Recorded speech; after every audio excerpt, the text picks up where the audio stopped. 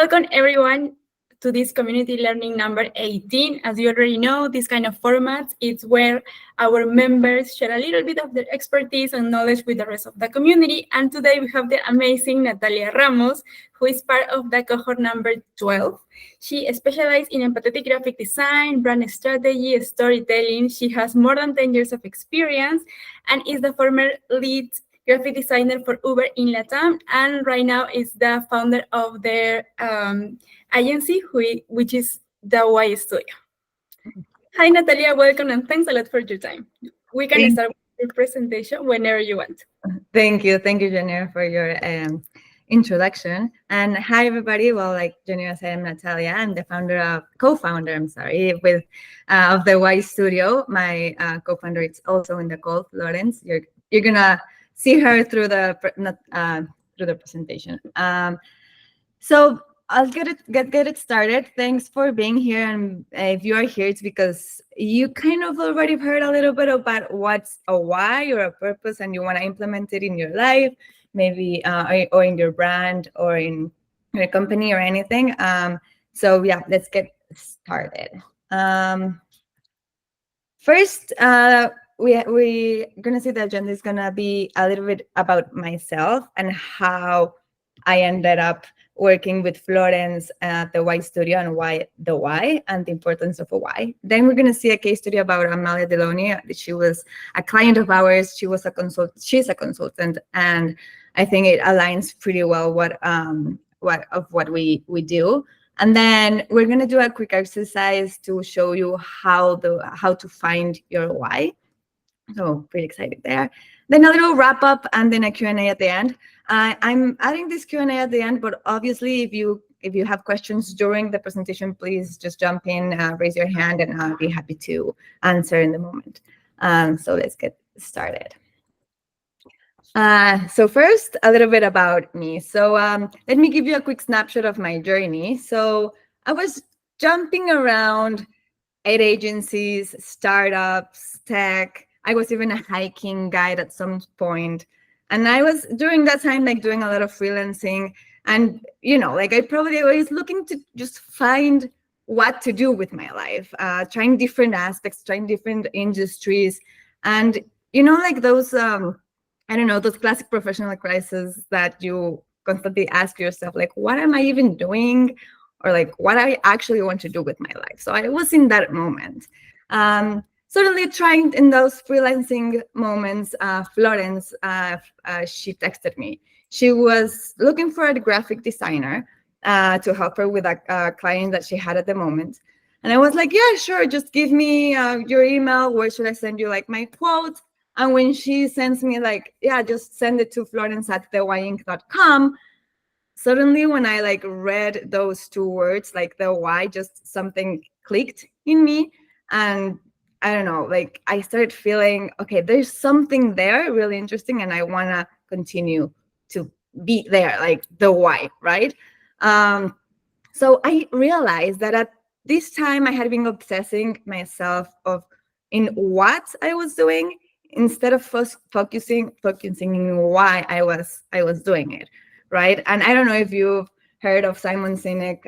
Maybe you've read this book or you've listened to his TED Talk. It's amazing. A lot of him became like our source, I think, embedded in our minds at this time. But it's great. You should look at his TED Talk. It's amazing. And that's when we started, like, with Florence and I, we started building something. Like, okay, we both believe in something that really, we feel it like in our heart, in our gut. And so we decided to team up, not just to build a company or a studio, but to really craft our own why so we can help others find theirs. So that's how we started with the Y Studio.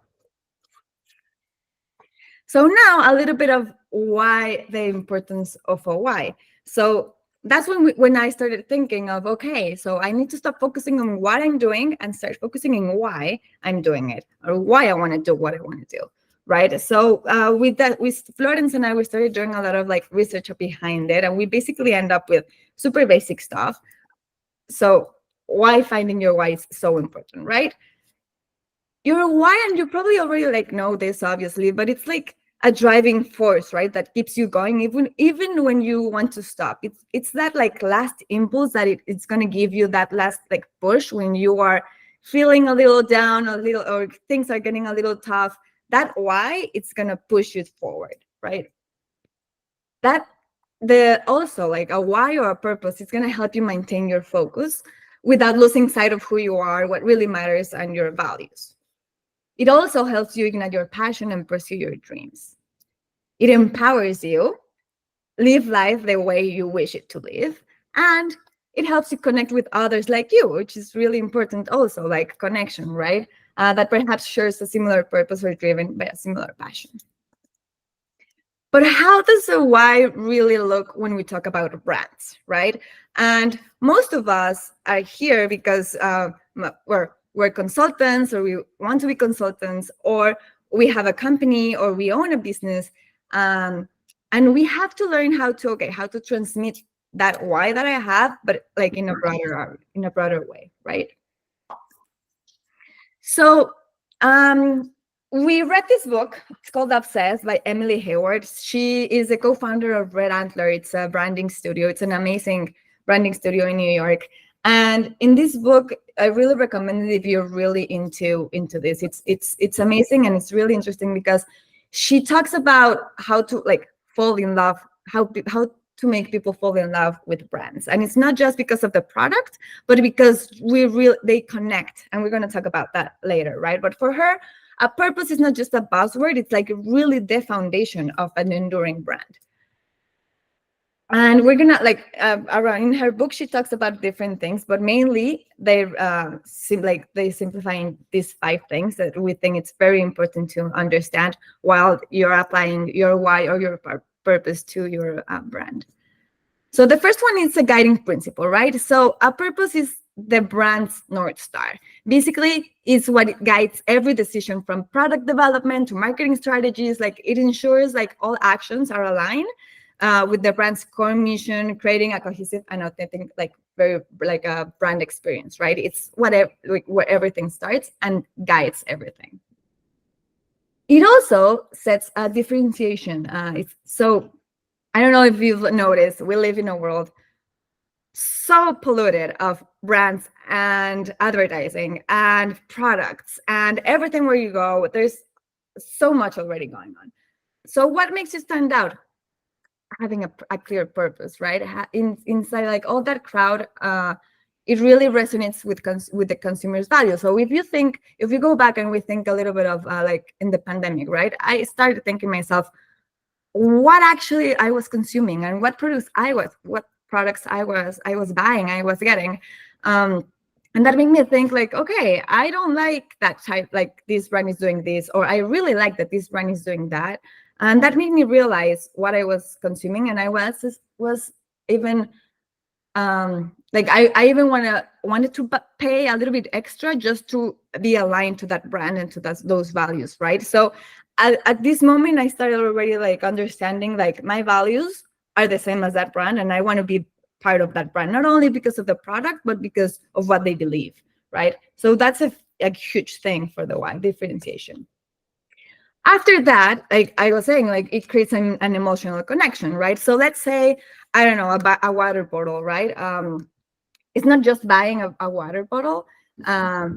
Maybe this brand, it's like, okay, it's not just I'm not just gonna give you something where to drink water, but but we want to help in a community that doesn't have clean, accessible water, and that's the purpose of the brand.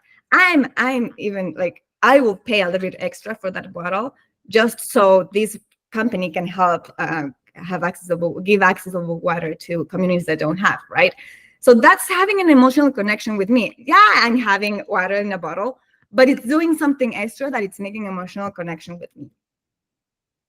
And with that, it becomes like a long-term success, right? It provides stability beyond trends and market shifts, because yeah, trends and markets change the whole time. But if you are like solid with your purpose, with your why, it doesn't matter if it keeps changing. It can change with you, but that's still solid. And of course, not everything is from the outside. Obviously, if a brand or a company has like a strong why, it's going to attract people that are going to believe in the same things, right? I want to go to work to a place that has the same values that I do, right? So it's a great way to attract talent, because it goes beyond the paycheck. It's more about waking up in the morning and just really feel passionate about going to work, to a workspace that believes in the same things that I do. So all this, it sounds amazing, right? It sounds really easy, but let's look at an example of how that looks in a brand. So this is when we start with Amalia. So the second part, the case study. So Amalia was a past client of us. She's a consultant as well. We worked with her at the beginning of the year, and we finished like in May a project. It was really fun. It was really amazing because as you may know, probably some of you here, having a brand or starting a brand or just a personal brand or whatever, you have everything all over the place, right? You have a lot of ideas and you're excited about all these things, but sometimes it's really hard to put them all like align towards something, right? So this was a little bit of what Amalia had. So she's really quickly I want you to know who Amalia is. She has more than 20 years in policy, law, philanthropy, and social change. She's very skilled in facilitating positive and transformation. She's from Guatemala, she's from Guatemala and raised in the US with a multiracial background. This is very important to you to know. You're going to see why. She's an expert at harmonizing diverse viewpoints. She advocates for experimentation and disrupting the status quo, and she focuses on innovation and empowering visionary leaders. So what was exactly lacking from Amalia, right? What was that she felt like all this time working, and she's like, oh, you'll see, like, what was she really lacking? So she had an unbranded creative. We said this, that she was calling herself as like the brand, obviously, like Amalia Deloney was her brand, but still she didn't have that cohesive and like brand capture. People didn't really understand what she was doing, even though they knew her for so long. She had like a very strong reputation, but that didn't really know what she was doing or what to ask from her. And also she had like these two different brandings. So she had Amalia Deloney, like you see, like with in pink, but she also had like the company that it's ACD. It was only herself in both of them. It was only her. She just had these two. As you can see, like there are two different things, like two different colors, fonts, like names, and like something has like a tagline, and so it was very, very like different, but it was the same thing. So it was super weird for her, right? So it was hard for her to explain and how to attract new clients and to make them understand what she was really doing. So after a lot of work, like there's a lot of research, there's a lot of long calls with her just to understand her and to understand what she wanted to do, where she was, everything that she has done. We worked a lot to her to create the problem. So we're going to see this in the example, but to find a why, you have to have a problem first, right? I'm just going to read it so you guys understand that her problem was: today's world is more complex and uncertain than ever. One-size-fits-all social impact models leave little room for effective, creative, inclusive problem solving. The world needs to catalyze positive transformation for everyone to benefit from. So that was the problem, okay? After the problem, then comes a lot of word vomit. That's how we call it, Florence and I. We love it because it's just putting anything that's in your head on paper. So we started writing and writing. Then one word takes you to the other, one phrase, one feeling. So you just start just writing. I'm not going to read all of this, but just wanted to show you like all the brainstorm there is. And suddenly we write something and we feel something. Like there's something about a phrase that we start feeling in our gut, like in our stomach. Like, I like that. I like the sounding of that. So we write it again to transform the ways in which we create meaningful change together. So it's like, okay, I feel it, something. The important thing about finding a why is not in here, it's in your heart, it's in your gut. That's how you know that's the why. If you don't feel it, then you have to keep like writing and doing like some researching, but because that's the main thing about a why. It's in your heart, in your gut. You don't see like I'm holding my stomach, but it's in the stomach. It's not in here, right? So we kept reading it again and writing it again, and it started making a lot of sense to us, right?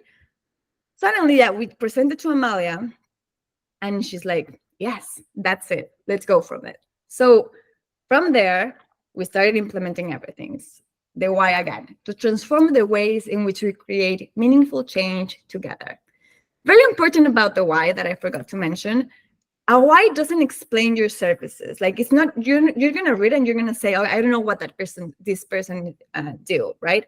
That doesn't matter. Like a why is not explaining what you do. A why is just the reason you are doing this, right?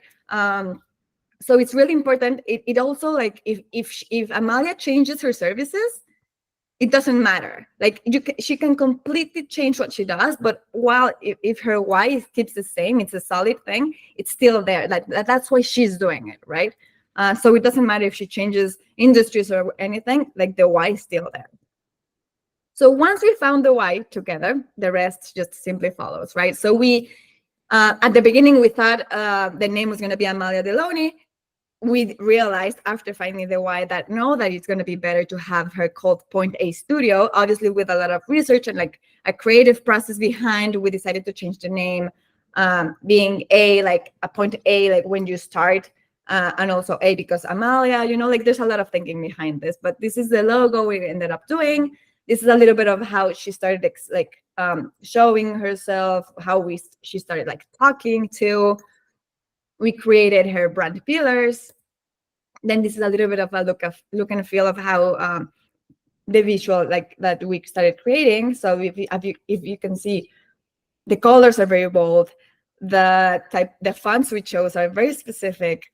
There's a reason for everything of that, and all that it comes from that why. Okay. The photography that we started using, like that effect that we decided to use. There are a lot of like graphics too, and patterns and everything. So if you are able, if you're in your computer, please go to her website. It's point-a.studio.com. I think it's easier for me if you look at it instead of me just showing screenshots while I'm speaking. But what actually helped Amalia after all this process is that she has now a purpose-driven growth. She has a strategic positioning. She's distinct brand identity, right? She's standing out from the. Thank you, Jennifer. Standing out from the rest. Her visibility has increased, and she has now an authentic visual identity, right? Like her personality is really well portrayed in the visual and the verbal, right? How she talks, communicates, and how you look at it, it's really aligned. So basically, just to resume everything, in Amalia's words, finding the why synthesized 25 years of work. It made her own her personal story. It helped her create a visual narrative story. And it gave her confidence and a brand representation. And I don't want to just make this up. I want you to hear of a little bit of Amalia actually saying these words. I think that the experience really helped me synthesize and bring together 25 years of work. I think before, people knew me through different stages of my life, when I was doing community work, when I was doing legal work, when I was doing philanthropy, etc., and facilitation. And I think that the personal journey and the why made it really, really clear how all of those things were part of a coordinated journey. They weren't random. They were all related to one another, and they all have an impact on one another. And I also think that the process helped me really understand who I am as a person, how I was raised, is a big part of what makes me successful at what I do. And so really owning my personal story, owning how unique it was that I was, raised multinationally and in a multiracial family, and how that has such a huge impact on how I solve problems and how I think creatively, etc., is really, really clear to me. And so I think the why process and the why, finding that why, right, that I'm about meaningful and transformative change through different methodologies was a big breakthrough moment for me. It wasn't like I didn't know it. It created a story and a visual story and a narrative story that made that clear. Thank you, Maya, for that. So yeah, that was a little bit of what we did with Amalia. And lastly, with the exercise, we're going to show you a little bit of how to find your why. Obviously, this is just a very brief example. One of the examples that we actually use. We have a workshop to find the why, which we include a lot of different other exercises. This is one of our favorites because a lot of things really come out of there. So we call it the but why, or what we like to really call it being a 5-year-old. Why?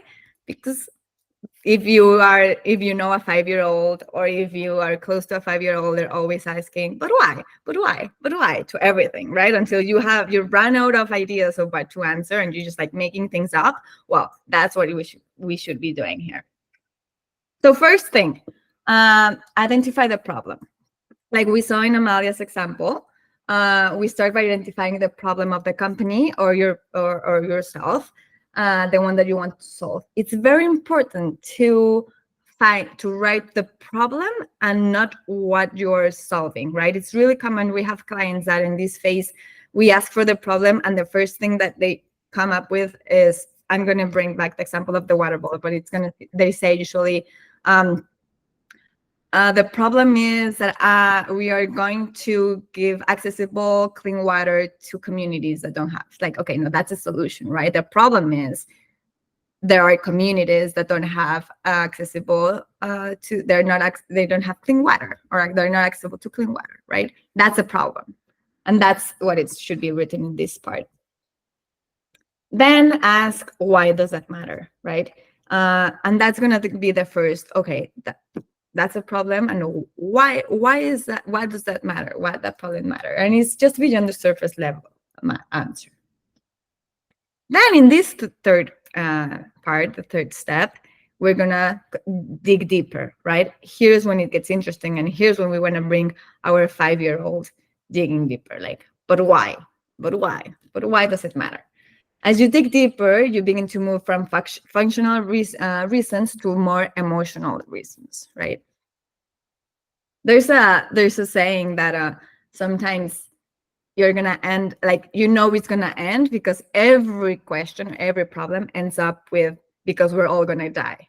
And that's also in the book of Emily Howard, if you ever read it. She's amazing because she says always, like, everything is going to end up, well, because we're all going to die. And that's when you know that, okay, that's when you stop, and then you go back into reading, okay, everything that you wrote down in those answers. The fourth part is uncover the core purpose. Here's when you start, okay, just putting everything together, and something starts making sense, and you just start like writing everything down, like you saw in the process with Amalia. Uncover the core purpose, like the why that drives all actions and decisions. And then in the fifth part, or just the last part, you just align that why with the brand strategy, right? Or the brand, like anything, like we saw at the beginning, it's the North Star, it's the foundation of everything. So once you have that, then you start implementing it and the other thing, the rest. So again, sounds really easy, but okay, let's do an example together. I took the liberty to see the people that were going to join on this call. I don't know if she's here. I just took a random person, and no, she's not here. So okay, it's okay. I hope it's fine. So Mariana Gomez, she was signing up for the call, and hopefully she sees this video and it's fine for her. But I wanted to take her as an example. So from her LinkedIn, it says that Mariana is a marketing strategist with more than 10 years of experience implementing regional marketing strategies. project managing acquisition, innovation, and engagement projects, creating stakeholders and team synergies. That's exactly what her LinkedIn says. And so we're gonna use that as an example, okay? First thing, identify the problem. Again, I made this up. I'm not an expert on what she does, so I kind of understand a little bit, but still, this is just made up for the sake of the example. Obviously, it doesn't have to be right, but it's just that, okay? So as a problem, we used many companies struggle to develop cohesive regional marketing strategies and face challenges in effectively acquiring, engaging, and retaining customers across diverse markets. That's a problem. Okay, why does that matter? Because I believe that strategic marketing can significantly impact a company's growth and success. Okay, let's continue to dig deeper. But why? Because businesses today operate in a highly competitive and digital environments where a fragmented approach causes confusion and disconnection among customers and stakeholders alike. But why? Because in a rapidly evolving marketplace, companies must have clear, innovative, and customer-centric strategies to stay relevant and thrive. Okay, but why is that important? Because without innovation and strategic alignment, companies struggle to adapt, leading to a standstill and the inability to meet challenging customer needs. You can continue going deeper and deeper. And for the sake of this, and I don't want to have you here all night, but I think with this, we had a little bit of like, okay, like we say it in Spanish, carnita, like some stuff that we can work with. So then we can move to, okay, craft a little bit of the why, right? So as you can see, we started very like functional, and then we started going into a little bit more emotional, right? So it isn't just about helping companies implement strategies. It's more about driving meaningful growth by uniting teams, sparkling innovation, and creating lasting customer experiences. So Mariana's Gomez why that we created for this exercise is empowering businesses to connect deeply and grow meaningfully in a world that never stands still. That's her why. So once we uncover that core purpose, is as you can see, it goes simply it goes beyond simply increasing revenue. It's more about like empowering businesses and like getting more emotional than just increasing revenue, right? It's deeper than that. So how are we going to align that why? What comes next after finding the why? So in the why studio, how we do it, we basically divide it in six. It's a little bit, sometimes a little bit more, a little bit less, but so it's a little so. So after the why, then it's a clear, you have to understand, okay, who you are, what you do, and how you do it, right? That gives you like the next 3 steps after finding the why. Then you have to create, like, you start creating the personality of the brand. And this is really cool. Like, if you think of a person, it's how that person dresses is because of that personality, right? And how that person talks is because of that personality, right? So it's a very solid and interesting phase to start doing. Yes, Morgan, you have a question? Sorry, that was an accident. Okay, no worries. Then the third part, finding the values, right? So like we saw at the beginning, how people or customers are going to connect with you is when they believe like in the same values that you do, right? So it's very important because of starting having that why, how those values are going to show and how they're going to make connect with your clients or customers.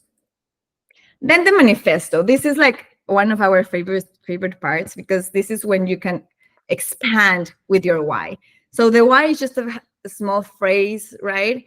And the manifesto is really going to like, okay, explain why that why. And it's really fun because it doesn't have to be very like business oriented, and we are used to that, like finding the really right words to make it sound super tech or super fancy. In here, it's more emotional. It's way more emotional than just like the functional part, right? It's really explaining the why and like everything that's you're feeling behind. After having that, then it comes a verbal identity. Maybe, like in Amalia's case, you find that maybe having your own name as a company doesn't really work, or having the name that you already had doesn't really work. So you can start thinking of names that align with that, like the concept that you are coming up with. It's really important to have that storytelling and the brand's tone and voice. To think about the tone and the voice of the brand. It should be the other way, the voice and the tone. So the voice is like how it sounds, but the tone is depending who you're speaking to, right? So if you are talking, if you are sending an email, it's going to sound different than if you're talking in social media, right? Or your LinkedIn post is not going to be the same as I don't know, like a presentation or anything that you get, any other like physical presentation, anything like that, right? So it's really important to have that specific, to know the tone you're going to do in different channels, but it's the same voice that it's speaking. And lastly, the brand visual. Here is where the logo comes, and like the colors to the fonts, the photography, or maybe if there's iconography or like the brand's assets. It's really interesting because usually nowadays we think of creating a brand and you think, oh, just a logo, right? And the fonts. And it's, as you can see, is the last part when you create a brand. A brand is starting with that why, that purpose, and all of this. You cannot have a brand if you don't have all of this first. Because you're going to end up changing it in a few years or in a few months. I bet, like, if you like, I just need a logo, you're going to have to change it later because it's not going to be flexible to how quickly like you are moving and you're changing in your industry. So these are like the next steps to do after just finding that why. So lastly, just to wrap up, crafting a purpose-driven brand. So finding your why and building a brand takes really time and deep emotional investment. As I told you before, that why is focusing in the emotional part. You already know the functionals. You already know how it's working, how you're going to do it, and what you're going to say and all that. But this is the part when you can get the emotions getting the business, right? And that's where everybody is going to connect. Because if you're talking with someone else, just think of yourself in the streets talking to someone. When they say something that you've been through the same and you can you empathize, then that's when you connect, right? It's because you let that emotion happen. And emotion doesn't have to be super dramatic. It's just a feeling, right? And usually nowadays in businesses, in tech, in companies, in brands, we forget about that. We forget about those emotions and those feelings. And we just want to show like, oh yeah, this is what I'm doing. And this is a super nice UX design app that does this and does that. But what's the emotion behind it, right? So it's really important to keep that in mind. Your why is the heart of your brand, making the work meaningful and fulfilling. And creating a brand involves capturing your essence and connecting authentically with your audience. So thank you. Just to wrap up, this is basically answering the question in the beginning, why we were doing it is because all of this, right?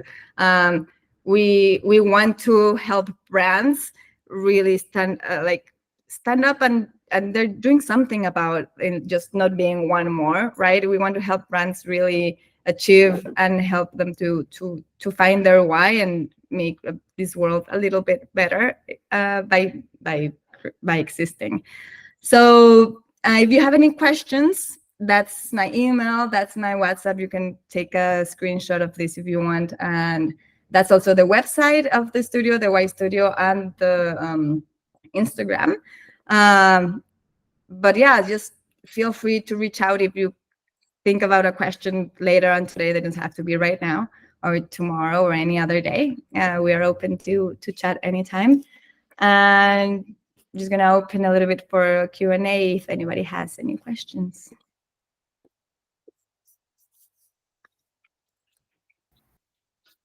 Thanks a lot, Natalia. I also think Mariana Gomez joined, so probably she will see the recording later. But Mariana, Natalia used your profile as an example to create something really nice that you might find like valuable later. So let's see. But yes, I don't know if someone else have any question. I think Natalia is also on the Slack of the Landa Club community, so you can reach out to her through the Slack if that's okay with you. Yes. And yes, awesome. I was curious, yes, probably some of the members here are doing the consultant and advisory things as a as a side job or not something full time. I don't know if you have any recommendation for that kind of profiles. I'm doing something for a company, but also I have something different happening and focusing on something different for myself as an independent consultant. I don't know if with this characteristic, with this profile, you have any recommendation about the approach or the right approach that they might have if they have these two things happening at the same time.